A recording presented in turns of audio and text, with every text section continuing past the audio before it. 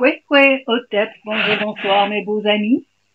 Encore une fois, je préfère mettre des photos. C'est ma plage ici. C'est la plage où je vais régulièrement. Regardez comme c'est spécial. À toutes les saisons, les plages sont belles. Voici la matière à réflexion sur notre situation dans la matrice et ce gros complot contre l'humanité que je me suis retenu de vous donner dans ma dernière vidéo. Likez pour que ce soit accessible au plus grand nombre. C'est un message inédit. Alors, partagez-le s'il vous plaît. Aussi likez, comme ça les algorithmes de YouTube vont suggérer la vidéo. Pour bien couvrir le sujet, je dois partir d'avant ce qu'on appelle la matrice se soit formée.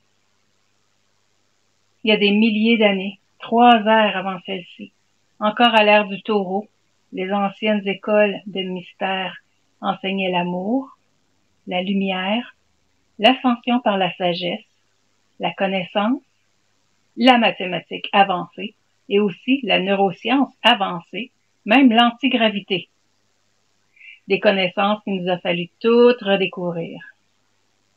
Seulement les gens choisis, triés sur le volet, avaient droit de suivre les initiations à l'époque et d'avoir ces connaissances partagées dans un cercle fermé uniquement. À travers des milliers d'années, depuis les invasions sémites en Égypte, les initiés sont devenus plus rares et le milieu a commencé à se corrompre et supprimer la technologie qui rendait l'humanité libre. Jusqu'à aujourd'hui, on a connu la suppression de technologies, de brevets, mais aussi des inventeurs pour être très clair. Alors, je vais faire une petite aparté pour les inventeurs. S'il vous plaît, si vous avez des inventions, de grâce, n'allez pas chercher un brevet pour les raisons que je viens d'évoquer. Allez-y avec open source. Le web m'a donné une procédure très abrégée, mais vous pourrez développer avec ce que je vous donne ici. En devenant acteur d'open source, vous signez une charte implicite de qualité pour votre invention. Votre code est ouvert. Il se doit d'être propre et cadré, documenté pour que des contributeurs extérieurs puissent participer au projet. Ça peut aider à attirer de nouveaux clients, partenaires et contributeurs. Vous êtes plusieurs inventeurs, je sais, parce que c'est l'heure de tout mettre en place comme ça aurait dû l'être, il y a longtemps. Revenons aux écoles de mystère. Une centaine de familles se sont appropriées le contenu et sont en haut de la pyramide de la matrice économique. Il y a plusieurs matrices dans leur système, toutes pour mieux s'enrichir que de voir leur monde devenir libre. On peut utiliser les forces pour le bien, mais aussi pour le mal. Eux l'ont pris pour faire de la magie noire. Beaucoup de mensonges dans leur matrice, mais il y a 2 grandes gestations en ce moment, celle qui fera naître les cyborgs, et l'autre, notre maman, la Terre, est en travail. Et nous sortirons de sa matrice, et de l'autre à la fois, en conscience, et naîtrons bientôt dans l'ère du Verseau. Définition de la matrice, un seul mot, utérus. As above, so below, en haut comme en bas, on va aussi sortir de la matrice 3D. J'ai trouvé un document qui contient tous les endroits de la Bible où on emploie le mot matrice dans l'Ancien Testament. Mais avant, regardons ce qu'il y a dans le Nouveau Testament. Il y en est question aussi, d'une certaine façon, par le mot naître. Alors voyons sa définition. C'est un verbe intransitif. 1. Venir au monde, sortir de l'organisme maternel. 2. Naître à, s'éveiller à. Jean 3, verset 3 dit « En vérité, je te le dis, à moins de naître de nouveau, personne ne peut voir le royaume de Dieu. » En Jean 3, 5, Jésus répondit « En vérité, je te le dis, à moins de naître d'eau et d'esprit, on ne peut entrer dans le royaume de Dieu. » Ils en disent pas beaucoup, mais juste assez pour les gens éveillés d'aujourd'hui. Ces paroles prononcées par Jésus-Christ désigne une étape indispensable pour avoir une relation avec Dieu, mais avec le divin, là. Pas le Dieu avec une barbe sur un nuage, là.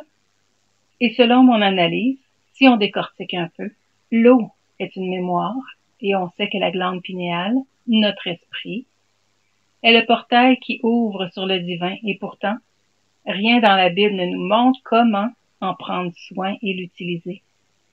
Ce que faisait Thoth, le grand maître de sagesse d'Atlante, dans ses écoles de mystère, avant que l'ordre des Septiens arrive en force. Mais qui sont les Septiens? Là, je fais une parenthèse ici. En Genèse 4, verset 26, Seth eut aussi un fils qu'il appela Énos.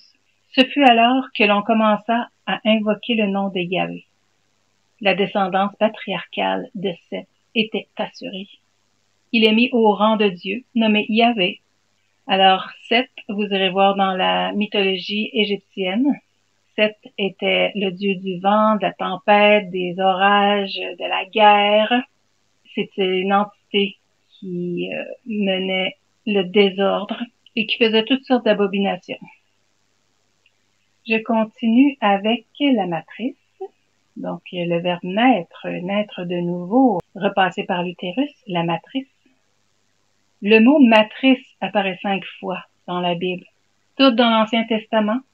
Il est traduit du mot hébreu rechem, ou leur prononciation rechem, qui signifie ventre ou entraille.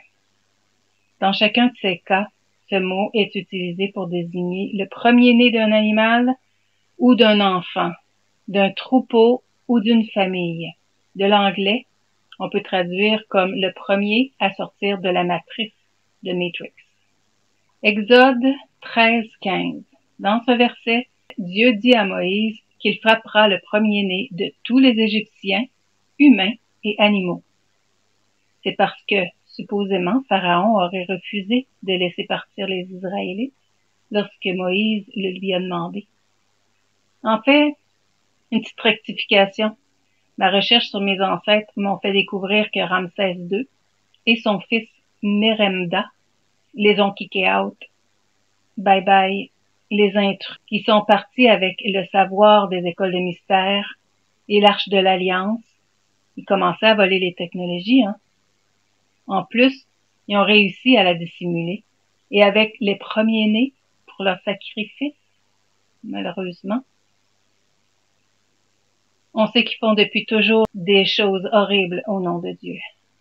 Heureusement, l'arche de l'Alliance a été rapatriée en Éthiopie par le fils d'une reine de Séba et du roi Salomon, Ménélik, empereur d'Éthiopie. La mère de Salomon était aussi une reine de Séba. Il y en avait plusieurs. Beth-Sheba, une égyptienne hivite de son père, le roi David, malignée. Revenons à Moïse, et voici comment s'exprime leur Dieu Seth. Je ferai une pause après chaque verset. Exode 34:19.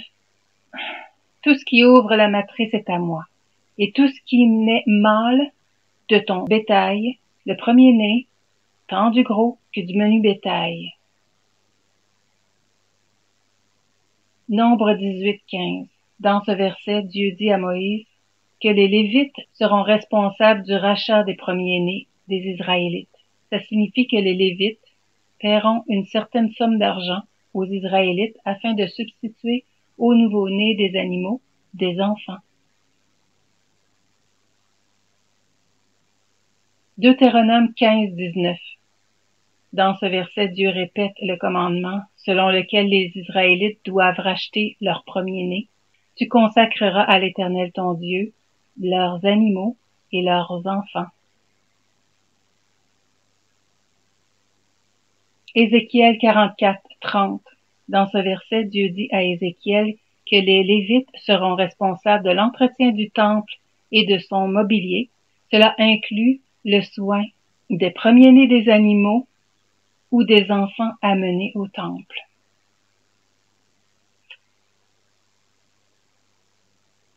Bon, il y a plein de versets sur les sacrifices humains et d'animaux, mais je vais vous en épargner. Vous pouvez toujours lire la Torah. c'est-à-dire les 5 premiers livres de la Bible. Moi, j'en suis incapable.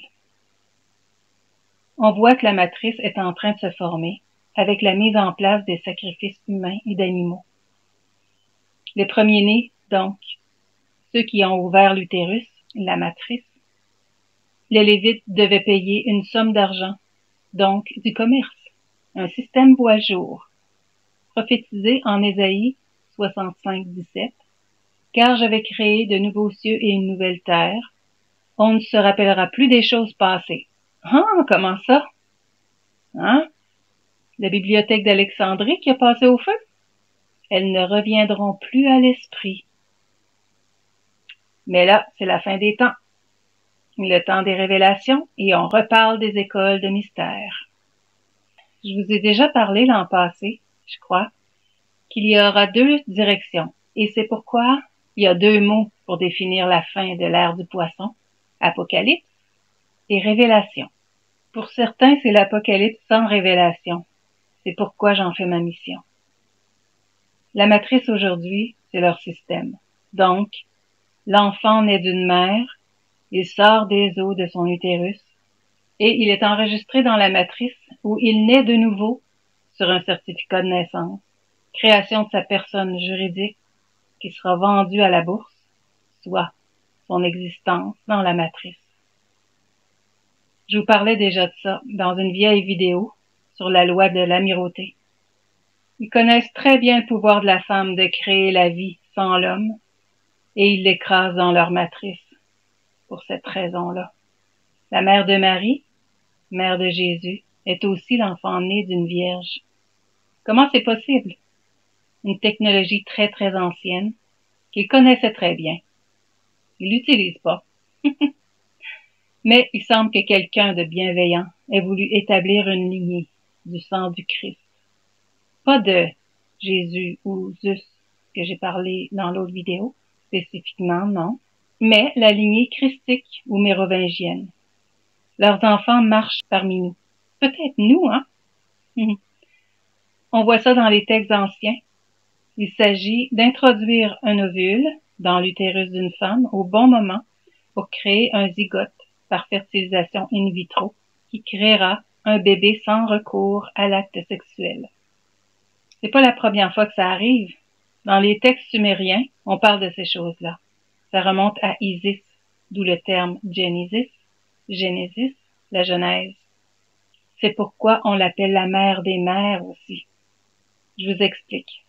Utiliser son propre œuf fécond, c'est-à-dire génétiquement mature, et le réintroduire dans son utérus ou celui d'une femme fertile pour une gestation de 10 mois, c'est comme ça que les dieux, les Elohim de la Bible, ont donné naissance à Adamo, qui veut dire le premier homme, modifié génétiquement pour chuter dans la 3e dimension. Un homme né de l'ovule d'une femme, dans l'utérus d'une femme, mais il faut pas que ça se sache. Ensuite, Ève fut créée de la même façon, mais en utilisant le même ADN que Adam, pris de son côté. Ils ont préféré parler de cette femme-là, qui est née après Adam, pour bien faire comprendre la hiérarchie et la justification de leur plan de domination de l'homme sur la femme. Le régime avant le leur était matriarcal, et c'était tout naturel d'avoir un grand respect pour la femme, et où il est tout à fait honorable d'avoir recours à la technologie d'Isis, qui a engendré les générations sans modification génétique, la lignée d'Isis. Mais il ne faudrait pas dire que c'est la femme qui a créé l'homme, surtout pas. Il y avait des gens à cette époque-là, mais Adamo est la première version parfaite de l'espèce humaine sapiens sapiens. Il serait intéressant que je fasse une vidéo sur les Elohim qui ont permis la création de l'homme génétiquement modifié, Adam, les ancêtres de Seth et la réincarnation de l'un d'eux aussi. La religion a divinisé Jésus, mais elle l'a aussi perverti. Nulle part dans les textes des pyramides, les tablettes d'émeraude, Nag Hammadi, ni aucun écrit sacré des enseignements de Thoth, on parle de manger la chair et de boire le sang humain. Pourtant, on met ces mots-là dans la bouche de Jésus, l'agneau de leur Dieu, Yahweh ou Seth. leur histoire. Mangez mon corps et buvez mon sang. Exactement ce que Dieu de la Torah demande. Premier-né, après tout. Plus que quiconque aujourd'hui, les francs-maçons mettent en pratique les principes de la Bible. Ils reconnaissent pas, comme les chrétiens, que Jésus ait été le dernier sacrifice. On n'en veut plus de sacrifice. Sacrifice. Faut bien rire, hein? Faut dénoncer et rire à la fois. Ils deviennent froids et sans sentiment, ni compassion à force de pratiquer leur rituel. Je vous fais écouter un autochtone africain qui dénonce, lui aussi. Un grand réveil se passe là-bas, sur leur continent. Nous avons donc énuméré la force, la ruse et la manipulation mentale. Voilà les trois éléments dont usent les Septiens pour étendre leur hégémonie et leur contrôle global. Ça, c'était le quatrième point. Je reprends. La logique septienne veut que le monde soit régi par la force, la ruse et la manipulation mentale. Nous l'avons déjà suffisamment expliqué. La manipulation mentale ici consiste à ce que, une fois le pouvoir assis, il faut construire un discours séduisant qui va maintenir les gens captifs dans leur carcan. Ils ont donc développé des discours tels que les droits de l'homme, les libertés, la démocratie. Voilà. Les droits de l'homme. S'il y avait vraiment les droits de l'homme, est-ce qu'il y aurait le temps comme force opérationnelle pour imposer une vision du monde? Où sont les droits de l'homme? Tous ces gens qu'on massacre partout là, à travers les guerres. C'est ça les droits de l'homme? Bon, les libertés. Quelle liberté? Si le peuple est manipulé, vous parlez de quelle liberté? C'est vous qui contrôlez les médias. C'est vous qui contrôlez la presse. C'est vous qui contrôlez le cinéma. C'est vous qui contrôlez le sport. C'est vous qui contrôlez l'éducation. Mais quelle liberté? De quelle liberté parlez-vous? Alors que tous les mécanismes sont mis en place pour embrigader les consciences et leur donner l'impression que ces consciences sont libres alors qu'en réalité elles sont captives. Net comme on attache une chèvre avec une corde de 300 mètres. Cette chèvre fait 300 mètres à la ronde. Elle a l'impression d'être libre. Mais lorsqu'elle déborde les 300 mètres, c'est en ce moment qu'elle se rend compte qu'elle est liée et qu'elle est attachée. Donc c'est net l'illusion de liberté que ces septiens brandissent aux yeux du monde en donnant l'impression que les gens sont libres, alors qu'en réalité, les gens sont dans un mécanisme bien orchestré de manipulation mentale qui les maintient à leur gré, à leur gré. C'est-à-dire les gens sont contents d'être captifs. Il est écrit ici, livre de sortie à la lumière, chapitre 52, il est écrit, l'abomination, je ne la mange pas. L'abomination, ce sont les ordures, c'est-à-dire les excréments, je ne les mange pas. Me nourrissant de vos aliments qui tombent dans mon ventre, je ne tends pas mes bras vers cela, je ne marche pas dessus avec mes sandales. Toi qui en vis, ne me pousse pas vers ces choses. Oh Dieu, quelqu'un arrive avec ce que l'on vous apporte pour que je subsiste avec des aliments qui sont les aliments pour Horus et pour Thoth. Tu m'offres tout ce que tu manges. Invocation des dieux aux défunts. L'Osiris N se nourrit de ce que produit le sycomore d'Hathor, c'est-à-dire l'arbre, la souveraine. On m'y accorde mon tour. Je suis sain et sauf dans le champ de Tatou, prospère dans Anne. Je vis de pain, de blé, de bière, de blé rouge. On me livre les meurtriers de mon père et de ma mère. Je garde les portes du canal. J'ouvre la grande salle pour moi. Je fais ma route. Je siège en tout lieu qui me plaît. Donc, on ne mange pas les excréments chez nous. On ne boit pas les urines chez nous. Mais les serviteurs de Yahweh, c'est-à-dire les partisans de la Bible, ont opté manger les excréments parce que la Bible étant la parole de Dieu, ils doivent donc appliquer ça dans la franc-maçonnerie pour commencer à comprendre donc dans quel sens les excréments sont bons pour l'élévation spirituelle. Il ne s'arrête pas là. Il ne s'arrête pas là. Yahweh va plus loin. Yahweh recommande de manger les cadavres. De manger les cadavres humains. D'ailleurs, quand le troisième temple sera construit, ils veulent recommencer ça, leur sacrifice. Moïse, fondateur de la Kabbale, dit-on, sait très bien que leur pratique de manger la chair, les excréments et boire l'urine et le sang humain est en abomination aux Égyptiens. Il le dit en Exode 8, 21, Pharaon appela Moïse et Aaron et leur dit, allez sacrifier à votre Dieu dans le pays. Exode 8, 21, 22. Moïse répondit, il ne convient pas d'agir ainsi, car nos sacrifices à Yahweh, notre Dieu, sont une abomination pour les Égyptiens. Il reconnaît, hein? Si nous offrons sous les yeux des Égyptiens des sacrifices qu'ils abominent, ne nous lapideront-ils pas? Exode 8, 23. C'est à 3 jours de marche dans le désert que nous irons sacrifier à Yahweh notre Dieu, comme il nous l'a dit. Exode 8, 24. Pharaon dit, moi je vais vous laisser partir pour sacrifier à votre Dieu dans le désert. Il en a profité pour qu'il ne revienne plus. Il faut comprendre dans le contexte que Pharaon a testé Moïse. Et tant mieux s'ils s'éloignent dans le désert et que leur Dieu leur ouvre le chemin en séparant la mer morte. N'importe quoi. Les Égyptiens ont su que le savoir de Thoth leur a été volé. Mais enfin ils sont partis. Comment s'en est arrivé là? Eh bien, la grave erreur de l'un des prédécesseurs de ce pharaon, Thumasis IV, est d'avoir amené au trône un enfant issu d'un sang mêlé. Une partie des mystères égyptiens sont passés aux mains des usurpateurs sémites qui ont créé le judaïsme, la Kabbale, le christianisme et l'islam. Ordre des Sétiens. L'ordre des Sétiens est né et s'est poursuivi en Égypte jusqu'à la 18e dynastie sous Amenhotep III et Amenhotep IV et leurs successeurs. Ensuite, Horeth-Hep vient renverser cette tendance et rétablir la pureté au sein de l'Empire.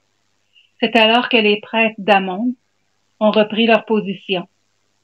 Ramsès II et son fils Meremda ont chassé les Sémites qui avaient accompagné Akhénaton dans sa folie. Le fameux exil pendant 40 ans dans le désert, toute la progéniture de Hyksos a été évacuée. Je sais pour Ramsès II parce qu'il a fallu que je remonte là dans ma généalogie pour déterminer l'origine de Néfertari, sa femme, et ma matrilinéaire, c'est-à-dire le même ADN mitochondrial que moi. Elle a été bénie par Isis et Hathor, genre la canonisation copiée du Vatican. Autrement dit, c'est mes recherches intenses que je vous amène pour le sujet de cette vidéo. Et j'aimerais en profiter pour dire que ce que j'apporte fait partie d'une grande tapisserie à laquelle plusieurs sont poussés à participer dans leur processus d'évolution. On est venu pour ça. C'est vraiment impressionnant le nombre de starseeds en train de divulguer les mensonges sur les civilisations anciennes. Je vous donne quelques références en description. Dire que l'Égypte veuille garder à tout prix le peuple de Moïse parce qu'ils étaient esclaves, qu'ils bâtissaient des pyramides d'après leur grand savoir, est tout à fait grotesque. Ils ont plutôt volé les papyrus pour s'enquérir d'un grand savoir. Ils sont même partis avec l'Arche de l'Alliance. Vous savez qu'une chambre, la chambre du roi de la Grande Pyramide, a exactement les mêmes dimensions qui sont révélées dans la Bible. Ben oui, ils l'avaient en main. Ils l'ont mesuré. Ils l'ont sorti de là et sont partis avec, dans le désert. Il s'agit d'une technologie qui assurait l'électricité pour tout le monde, entre autres. Ils avaient aussi la tablette des 42 commandements du livre des morts égyptiens que Moïse a détruite pour n'en conserver que 8 et inventer 2, qui sont les 10 commandements de la Bible. Même pas respecter des élites aujourd'hui parce qu'ils doivent s'adresser au peuple seulement. Aussi par le veau d'or, le peuple de Moïse résistait au changement de l'ère du taureau à l'ère du bélier. J'ai écrit un livre qui sera sous forme de e-book sur le sujet des différentes ères jusqu'à la nôtre. Je vous dirai quand il sera en ligne. Je viendrai mettre le lien pour se le procurer ici dans la description. Revenons à nos moutons. Et quelle était donc la manne du désert? On peut se poser la question. Il y a encore une parole de leur Dieu Seth en Deutéronome 20:14. Toutefois les femmes, les enfants, le bétail et tout ce qui se trouve dans la ville, une ville qu'ils ont attaquée, toutes ces dépouilles, tu les prendras comme butin. Tu mangeras les dépouilles de tes ennemis, comme Yahweh ton Dieu t'aura livré. Que Yahweh ton Dieu t'aura livré. Je vous le dis, c'est textuel. Allez voir. Mais les adeptes de la Torah, ils veulent rien remettre en cause. Ils n'entendent rien. Ils voient rien. On est au courant qu'ils font encore ça pour leur Dieu Seth. Parce qu'on a bien affaire à l'ordre des Sétiens. Je peux vous parler de ce qui s'est passé après que mes ancêtres les ont chassés. Devinez quoi? Ils sont revenus. Si jusqu'à Moïse, c'était la première vague, l'Égypte a connu la deuxième vague assyro-babylonienne qui a saccagé le site sacré Ouaset, Thèbes, où était le temple d'Amon de Cana, ce qui a provoqué les premières vagues d'émigration des prêtres, les Égyptiens, au nord, au sud, à l'est, à l'ouest, en Afrique. C'est à ce moment-là que mon ancêtre de Séba est parti avec toutes ses richesses.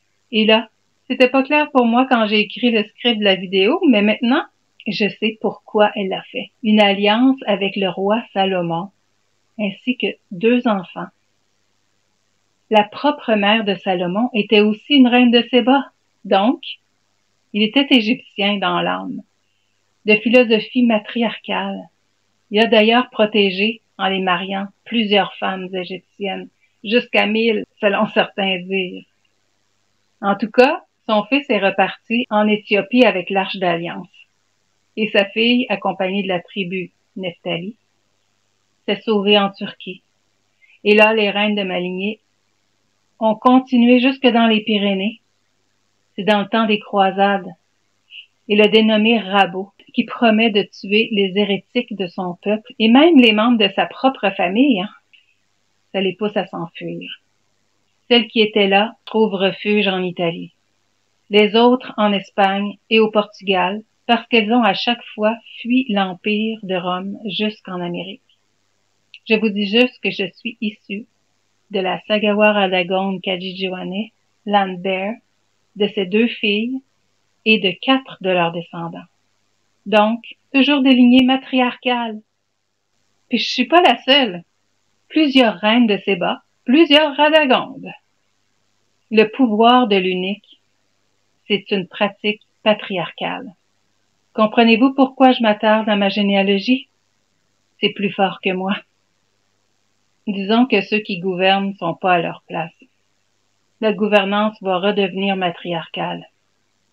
Alors si on revient à l'histoire, l'invasion assyro-babylonienne et leur saccage du site sacré Ouaset, Thèbes, a fragilisé le sacré et ce fut l'introduction du syncrétisme à partir de l'an -130 avant Jésus-Christ. Ensuite, l'invasion grecque provoque la destruction de l'Égypte ancienne. Le syncrétisme se consolide avec la venue de l'Empire romain. Période de la Renaissance, dite des Lumières, d'où naissent les ordres maçonniques. Le catholicisme est la conséquence, au Moyen Âge, de ce qui a découlé de l'ordre des Sétiens, véritable initiateur de la magie noire. Parce que le voodoo est rien de ce qu'ils disent, hein? Encore des mensonges. Alchimistes, ésotéristes et mystiques autochtones africains étaient censurés. Ils ont arrêté de se prononcer ouvertement parce que l'Église catholique était maîtresse. Se sont fait appeler alchimistes du Moyen Âge, titre hérité grâce aux Arabes qui ont volé des papyrus égyptiens et les secrets comme la poudre à canon. Eh oui. utilisés dans les mystères d'Osiris, qui n'étaient pas utilisés pour le mal. Mais pour eux, ils leur ont servi à atteindre leur pouvoir, rosicruciens et maçonnistes, en conquérant l'Afrique, l'Asie, Corée du Sud, les Philippines, l'Australie, l'Europe, l'Amérique, partout, d'où la colonisation impérialiste, jusqu'à aujourd'hui, pour imposer leur ordre mondial. Voyez-vous leur histoire? L'ordre du Dieu Seth, c'est ce que l'on vit actuellement. Tout le processus qui part de la période Hyksos, en passant par la période amarienne, c'est-à-dire la 18e dynastie sous Amenhotep III et Akhénaton, en passant par la période assyro-babylonienne, qui a déstructuré le sacré chez les peuples africains à Thèbes, dans le temple d'Amon de Cana, et l'invasion grecque avec Ptolémée et Cléopâtre d'origine macédonienne, des Lagides, donc de l'invasion grecque. Les envahisseurs ici en Amérique sont les Français, les Britanniques, les conquistadors espagnols et maintenant les Arabes. C'est pas tant parce qu'ils sont blancs, noirs, rouges, jaunes, le problème, mais c'est leur zèle violent à imposer leur façon de vivre qui les ont poussés à s'entretuer ici, produire le pire génocide qui avait jamais été vu sur la planète. Hitler s'en est même inspiré. Ensuite, par le prosélytisme de leur religion, ils ont répandu la peur de l'enfer. Pour ces raisons, tous les natifs autochtones sont pour la décolonisation, pour la réappropriation de leurs terres, de leurs traditions et de leur culture. Partout sur la planète, hein? Ceux qui se reconnaissent autochtones. On marche dans le même sens. Et il s'agit maintenant que les peuples autochtones soient unis. Chez les Nordiques, les Slaves, les Africains, les Amérindiens, les Australiens, tous. Et je sais qu'on parviendra à l'unité, parce que le grand esprit va triompher et protéger Gaïa pour l'éternité. Victoire à la lumière. Et vous savez que la lumière, c'est aussi la connaissance, donc les révélations. Je vous fais encore écouter tout. Il n'y aura jamais de renaissance africaine avec ceux qui veulent dire qu'ils pratiquent la tradition, mais en même temps ils sont chrétiens. Ils pratiquent la tradition, mais en même temps ils sont francs-maçons. Il n'y aura pas de renaissance avec ces individus. Il y aura la renaissance avec ceux qui auront opéré une rupture radicale avec le système septien, comme le décret royal avait été signé par Amenhotep Ier, à qui son grand prêtre a dit il faut évacuer la terre de la peste. Évacuer, c'est pas les tuer, c'est les éloigner pour qu'ils aillent retrouver les Hyksos là-bas et qu'ils continuent leur pratique avec les Hyksos. Et c'est pour ça que dans nos villages, on bannit les gens qui ne sont plus en accord avec la communauté. On les éloigne du village pour que cette peste n'empoisonne pas la communauté. Parce que chez nous, on dit, c'est-à-dire, une seule dent a fait pourrir toute la bouche. A fait pourrir toutes les dents de la bouche.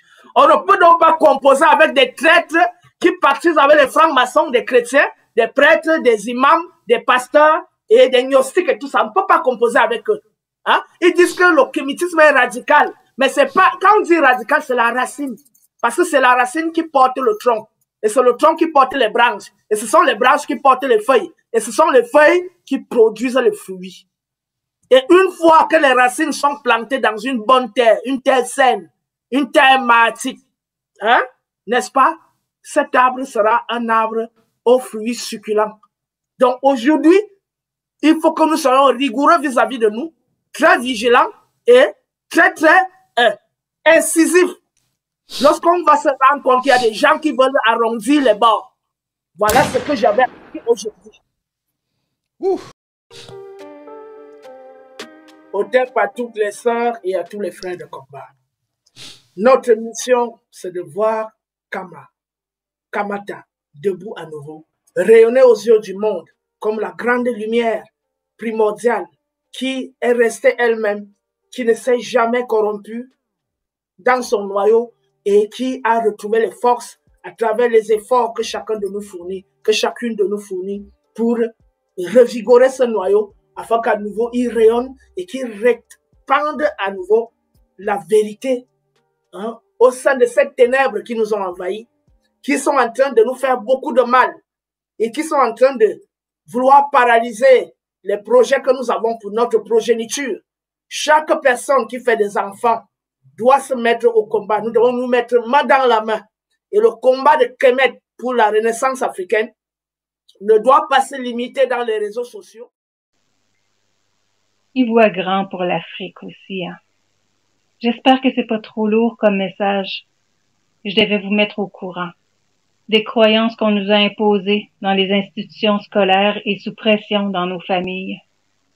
Ensuite, ils enlèvent l'enseignement religieux des écoles parce que beaucoup trop à leur goût sont sincères devant leur Dieu créateur de toute vie, mais aussi pour introduire, on sait quoi, d'autres abominations.